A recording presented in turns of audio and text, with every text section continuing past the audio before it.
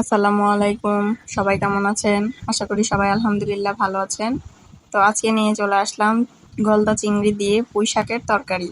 তো এখানে শুরুতে আমি মাছটা ভালোভাবে ধুয়ে পরিষ্কার করে নিছি, শাক ধুয়ে নিছি, আর এখানে পেঁয়াজ ভালোভাবে কেটে নিছি। এখন একটা কড়াইয়ে পরিমাণ মতো তেল দিয়ে কেটে রাখা পেঁয়াজ আমি ভালোভাবে ভেজে নিব।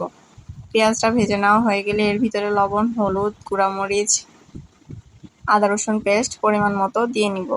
দিয়ে মশলাটা আমি ভালোভাবে কষিয়ে নিব। এই তো একে একে সব মশলা দিয়ে দেওয়া শেষ। এখন ভালোভাবে কষিয়ে নিব। চিংড়ি মাছ দিয়ে কিন্তু পুঁই শাকের তরকারিটা কিন্তু অনেক মজা লাগে।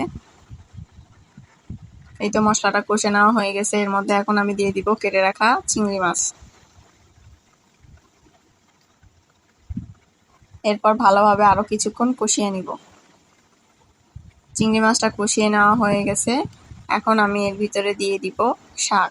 এই তো চিংড়ি মাছটা আমি ভালোভাবে কষিয়ে নিছি। আমি কিন্তু ছোট ছোট করে কেটে নিছি, আপনারা চাইলে আস্তে আস্তেও দিতে পারেন। ছোট ছোট করে কেটে নিছি যাতে করে মশলাটা ভালোভাবে ভিতরে ঢুকে।